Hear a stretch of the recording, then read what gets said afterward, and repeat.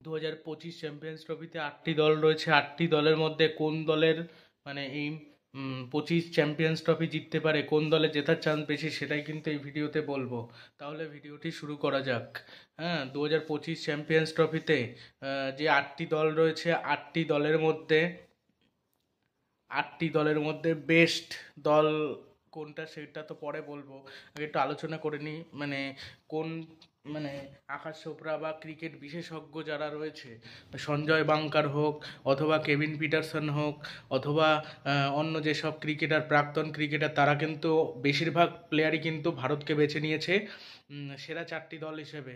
এবং অস্ট্রেলিয়াকে অনেকে বেচেছে, অনেকে ইংল্যান্ডকে বেচেছে, সাউথ আফ্রিকাকে অনেকগুলো ক্রিকেট বিশেষজ্ঞ বেচেছে, আফগানিস্তানকে বেচেছে। শুধু একমাত্র মুরলী কার্তিক বলেছে বিজয়ী দল হতে পারে ভারত অথবা বাংলাদেশ। বাংলাদেশ নাকি ট্রফি জিততে পারে, চ্যাম্পিয়ন্স ট্রফি, এমনটা মনে করছে মুরলী কার্তিক একমাত্র। আর কেউ সেরা 4 দলের মধ্যে কিন্তু বাংলাদেশকে রাখছে না, কিন্তু একমাত্র মুরলী কার্তিক রাখছে। ঠিক আছে, এবার তো তোমরা বুঝতেই পারছো কোন দল বেশি ফেভারেট। যে দলকে বেশি রাখা হচ্ছে সে দলই বেশি ফেভারেট, সে দলেরই জেতার চান্স বেশি। 80% জেতার চান্স, আমার যতদূর মনে হয় 80 থেকে 85% জেতার চান্স বেশি ভারতের। আর 80 থেকে 85% জেতার চান্স অস্ট্রেলিয়ারও বেশি থাকতো যদি প্যাট কামিন্স অধিনায়কত্ব করতো। ওইদিকে জস হেজলউড খেলতো, মিচেল স্টার খেলতো, প্রাইম পেসাররা খেলতো, প্রাইম ব্যাটসম্যানরা খেলতো, তাহলে হয়তো অস্ট্রেলিয়াও ফেভারেট থাকতো। অস্ট্রেলিয়া সেই জন্য আমার মতে ফেভারেট থাকবে না, হয়তো তাদের জেতার চান্স বেশি 35% তাদের জেতার চান্স। 80% কিন্তু সাউথ আফ্রিকারও জেতার চান্স বেশি। সাউথ আফ্রিকার যেরকম স্পিনার ভালো রয়েছে, ফাস্ট বোলিংও কিন্তু ভালো রয়েছে। কাগিসো রাবাদা রয়েছে, তারপরে উইলিয়াম মাল্ডার রয়েছে, হ্যাঁ, লুঙ্গিয়ান গিডি রয়েছে, আবার তার সাথে রয়েছে কেশব মহারাজা, তিশামসি, আবার অ্যাডিন মার্ক্রাম প্রয়োজনে কয়েক ওভার বল করে দিতে পারবে। উইলিয়াম মাল্ডারও কিন্তু কয়েক ওভার প্রয়োজনে বল করে দিতে পারবে, মিডিয়াম পেসার বোলিং করে দিতে পারবে সাউথ আফ্রিকার হয়ে। ঠিক আছে, তাই এই কয়জন এতগুলো আর কি পেসার রয়েছে, এতগুলো পেসারের মধ্যে এই দলগুলো বেশি শক্তিশালী। মানে সাউথ আফ্রিকা আর ভারত এই দুটোই শক্তিশালী। ভারতের যেমন স্পিন অ্যাটাকটা সেরা, ফাস্ট বোলিংটা কীরকম করে এটা দেখতে চাই। ফাস্ট বোলিংটা যদি খারাপ হয়, ডেথ ওভারে যদি অনেক রান লিক করে দেয় তাহলে কিন্তু সমস্যা। মানে ডেথ ওভারে লিক বেশি রান করলে চলবে না, কম রান দিতে হবে তাহলে ভালো হবে। আর ওইদিকে মানে ভালো রান করতে হবে এবং ডেথ ওভারে রানটা কম দিতে হবে, অন্য দলের রান কম দিতে হবে, তাহলে ভালো হবে। আর স্পিনাররা ভালো করে দেবে, একজন না করলে একজন, হয়তো কুলদীপ যাদব কোনো ম্যাচে মার খেললো, অক্সার প্যাটেল আর জাদেজা ভালো বল করে দিল, অথবা জাদেজা মার খেললো, অক্সার আর কুলদীপ ভালো বল করে দিল, অথবা কুলদীপ আর জাদেজা জঘন্য বাজে বল করলো, অক্সার 2-3টে উইকেট নিয়ে চাপে ফেলে দিল, ফাস্ট বোলিংটা ভালো হলো, ম্যাচ জিতে গেল ভারত। এরকমও কিন্তু হয়। ঠিক আছে, ভারত সাউথ আফ্রিকা এই দুটো দল এগিয়ে। আফগানিস্তান 50% চান্স বেশি জেতার, 50%। মানে আফগানিস্তানের খারুটি রয়েছে, নূর আহমেদ রয়েছে স্পিনার হিসেবে, আর রাশিদ খান রয়েছে, ভালো ভালো স্পিনার কিন্তু রয়েছে।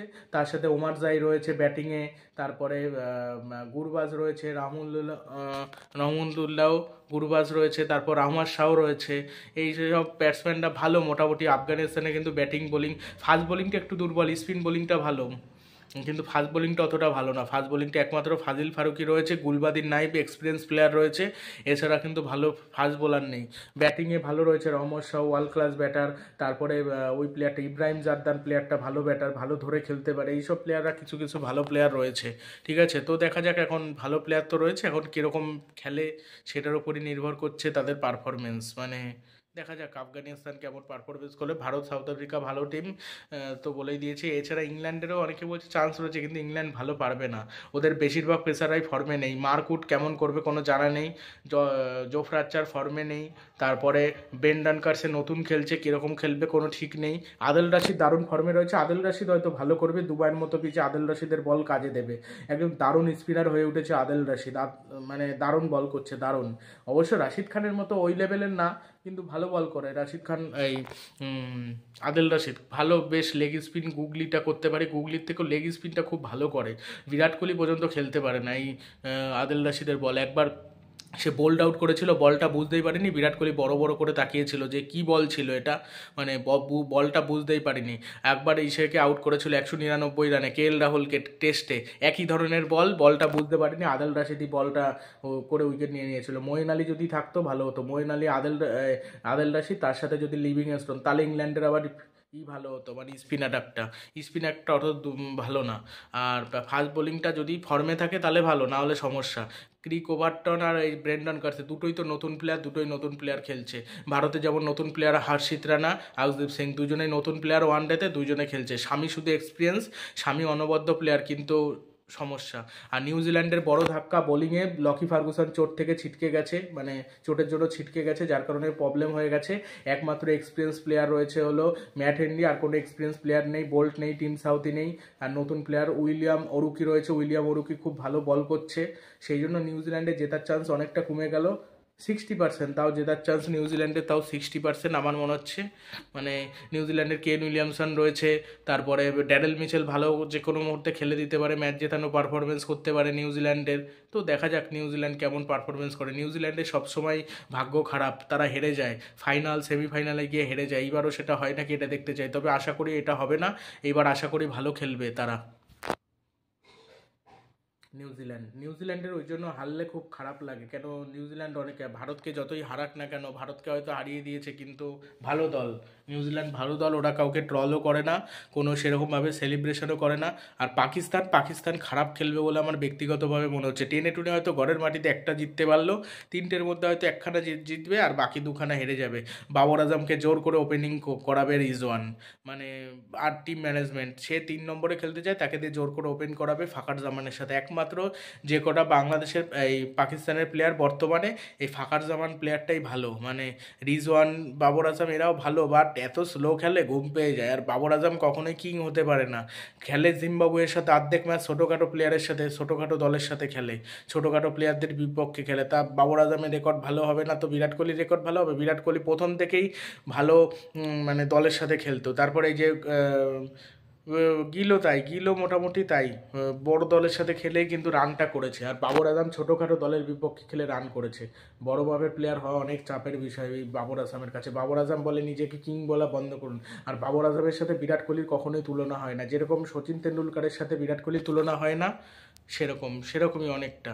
তাও তুলনা তাও কিছুটা করা যায় বিরাট কোহলির সাথে। কেন, বিরাট কোহলি এক সময় যেরকমভাবে খেলেছে, ওই মানে দুর্দর্শ অপ্রতিরোধ্যভাবে খেলেছে, কিন্তু বাবর আজমেরটা একদম চলে না। ওই জিম্বাবুয়ের সাথে রান করে কোনো লাভ নেই, ছোটোখাটো বোলারদের বিপক্ষে রান করে কোনো লাভ নেই। এই জন্য পাকিস্তান পারবে না। পাকিস্তানের স্পিন অ্যাটাকেই মানে শেষ, ম্যাচ ওখানেই শেষ। মানে ওই 30 থেকে 40 ওভার যে স্পিনাররা বল করবে, 20 থেকে 40 ওভার, ওই 20 ওভারে অলরেডি 180-90 রান খাবে, ওইখানেই ম্যাচ হারবে, ওইখানেই ম্যাচটা হারবে। তারপর ডেথ বোলিং তো আছে, ডেথ বোলিং ফাস্ট বোলাররা জানি না কেমন বল করে।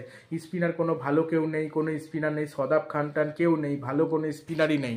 আবরার আহমেদ, তারপরে ওই আগা সালমান, ইফতিকার আহমেদ, এদের দিয়ে চলবে নাকি? এরা কখনোই চলবে না, এরা পার্ট টাইমার জাস্ট। এটা যা 2-4 ওভার বল করে দিতে পারে, সবাইরে যদি পার্ট টাইমার দিয়ে কাজ চালায় তাহলে তো প্রবলেম। সব থেকে স্পিন অ্যাটাক দুর্বল হলো পাকিস্তানের। নিউজিল্যান্ড অথবা অস্ট্রেলিয়ার এদের তাও আছে, অ্যাডাম জাম্পা যেমন অস্ট্রেলিয়ার আছে, কিন্তু এদের নেই। স্পেন্সার জনসন কেমন বল করতে পারে এটা দেখতে চাই। স্পেন্সার জনসন যদি ভারতের বিপক্ষে ভালো করে, সেক্ষেত্রে কিন্তু তার দাম আরও বেড়ে যাবে। মানে যদি ভারতের বিপক্ষে উইকেট নিতে পারে এই স্পেন্সার জনসন, চাপে বল রাখতে পারে ভারতকে, তাহলে কিন্তু ভালো হবে। তোমাদের মতে কোন কার চান্স বেশি সেটা কমেন্ট বক্সে জানাও। ভিডিওটি ভালো লাগলে ভিডিওটি শেয়ার করে দিও। সব দলেরই মোটামুটি আলোচনা করলাম। South Africa, Pakistan, West Indies তো নেই, শ্রীলঙ্কাও নেই, সব দলেরই মোটামুটি আলোচনা করেছি। আর সাউথ আফ্রিকার ক্যাপ্টেন্সি করবে টেম্বা বাবুমা, ডন টেম্বা বাবুমা, ভালো ক্যাপ্টেন্সি করে টেম্বা বাবুমা, দারুণ।